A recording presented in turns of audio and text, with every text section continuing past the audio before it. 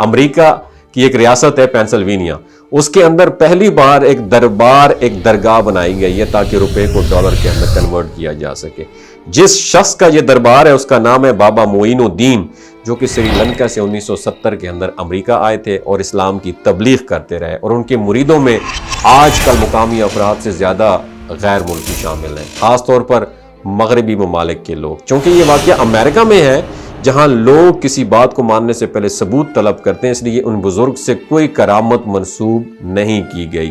یعنی یہ معلوم ہی نہیں کہ اس بزرگ نے اسلام کی حقیقی تعلیمات یہاں پہنچائی بھی ہیں کہ نہیں پہنچائی، لیکن جو اسلام ان کے مزار کے ذریعے پیش کیا جا رہا ہے وہ دین کی تبلیغ نہیں بلکہ دین کی توہین ہے۔ اگر ان بزرگ نے واقعی اسلام کی تعلیمات دی تھی تو ان کے پیغام اور عمل کو اپنانا چاہیے، نہ کہ ان کے مزار کو عبادت گاہ بنانا چاہیے۔ یہ سب شرک کے مراکز ہیں جو دین اسلام کے اصولوں سے مطابقت نہیں رکھتے۔ ان قبر پرستوں کو مساجد کی جانے میں اتنی خوشی محسوس نہیں ہوتی جو مزاروں پہ جانے پہ محسوس ہوتی ہے۔ بیرون ملک جا کر بھی یہ لوگ مزاروں کی زیارت کے بغیر بے چین رہتے ہیں، جیسے کوئی شخص جو ہے نشے کی ایڈکشن ہو جاتی ہے، اس کے بغیر بے قرار رہتا ہے۔ اللہ تعالیٰ سے دعا ہے کہ اللہ تعالیٰ ان لوگوں کو ہدایت نصیب فرمائے اور موت سے پہلے انہیں دین کی صحیح جو ہے نا سمجھ عطا فرمائے۔ اللہ ہمیں دین کو سمجھنے اور نیک عمل کرنے کی توفیق عطا فرمائے، آمین۔ السلام علیکم دوستو، میرا نام ڈاکٹر اسد محمود ہے۔ درگاہ کی جو بدعت ہے اس کا وائرس امریکہ میں بھی پہنچ گیا۔ میری اس ویڈیو کو اینڈ تک دیکھیے گا، بہت کچھ سیکھنے کا موقع ملے گا۔ دوستو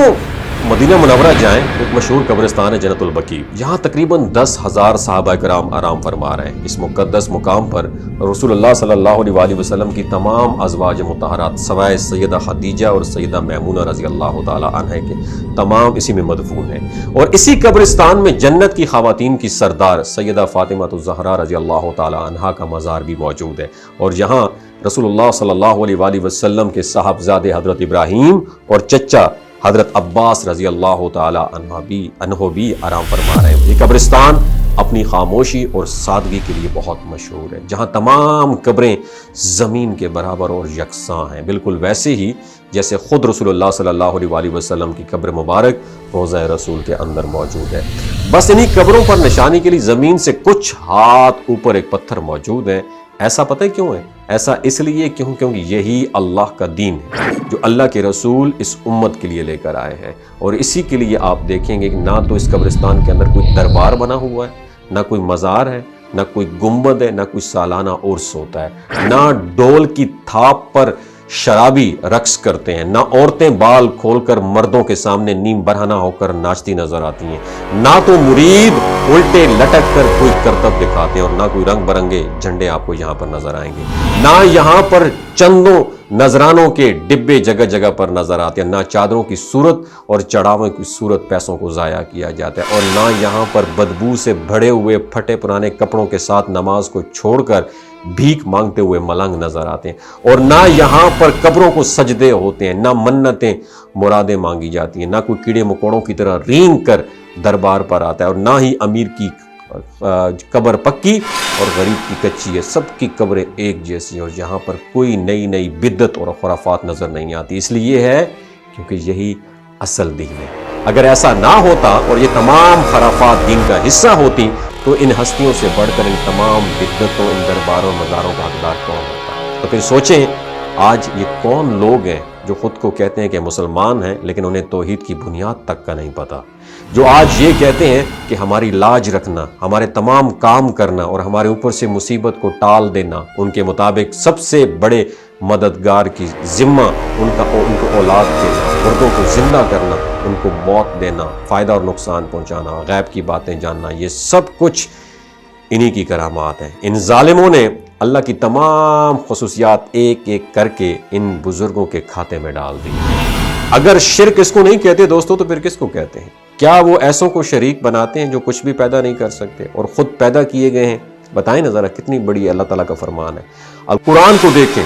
اگر دنیا میں کوئی عورت اپنے مرد سے بے وفائی کرے تو آپ مرد ہو کے یہ برداشت نہیں کر سکتے کہ کوئی میرا ہو کر کسی اور کو اپنی محبت کے اندر شریک کرے، تو اللہ کی ذات کے بارے میں سوچیں کہ وہ کتنی غیرت مند ذات ہے، وہ بھلا کیسے برداشت کر سکتی ہے؟ میں نے ہزاروں سال تک ان انسانوں کو ہدایت کے لیے پیغمبر اور رسول بھیجے، کتابیں بھیجیں، معجزات ظاہر کیے، نافرمانی کرنے پر آنے والے عذاب سے پہلے ان کو ڈرا کر بتایا کہ مستقبل میں نافرمانی کا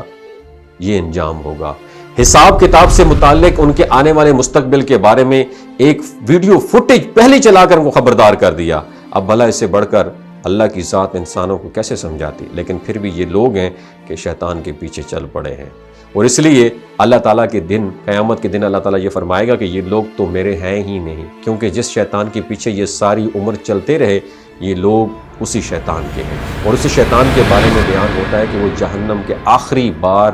جب ان مشرکوں اور کافروں سے بات کرے گا تو کہے گا کہ تم پر کوئی زور زبردستی نہیں تھی، تم لوگ اپنی مرضی کے مالک تھے، میں تو بس تمہیں وسوسے تمہارے اندر ڈالتا تھا یا پھر مشورے دیتا تھا، جو کچھ بھی کیا تم نے اپنے ساتھ خود کیا، لہٰذا آج کے دن مجھے ملامت نہ کرو بلکہ خود کو کرو، میں نے اپنا کام کیا اور تم اپنا کہتے تھے۔ کہ جہالت جتنی دوستو گہری ہوتی ہے، جہالت سے جگانے والا شخص جاہل کو اتنا ہی برا لگتا ہے، اور آج یہی حال ہے کہ گھوڑوں سے بھی مدد مانگنے تک انسان جا چکا ہے۔ حالت یہ آ چکی ہے کہ یہ لوگ اس سے کوئی رسم یا بدعت نہیں کہتے بلکہ یہ دین کا حصہ سمجھتے ہیں، جس پر بات کرنا ان کے نزدیک دین اسلام کی توہین ہے، جبکہ حقیقت یہ ہے کہ اسلام کا جب یہی چہرہ غیر مسلموں تک پہنچتا ہے تو وہ مسلمانوں کا مذاق اڑاتے ہوئے کہتے ہیں کہ مشرکو، ہم لوگ کم از کم تم سے بہتر ہیں، صرف ایک خدا اور اس کے بیٹے کو رب مانتے ہیں، مگر تم جو قبر دیکھتے ہو، جو بھی قبر دیکھتے ہو اس کے آگے لیٹ جاتے ہو، سجدے شروع کر دیتے ہو، اگر یہی تمہارا اسلام ہے تو ہمارا دین تم سے بہتر ہے۔